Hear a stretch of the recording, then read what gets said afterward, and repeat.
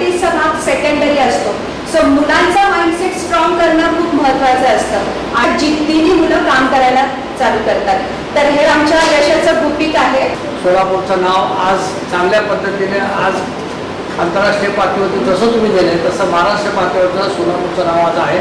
लहान मुलांच्या कलागुणांना वाव देण्याची भूमिका तुम्ही घेतली आहे. आणखीन अनेक यांची पब्लिसिटी होण्यासाठी म्हणून मी आज प्रयत्न करत आहे आणि यापुढेही अशा कार्यक्रमाला प्रोत्साहन मला देईल याची खात्री आपल्याला.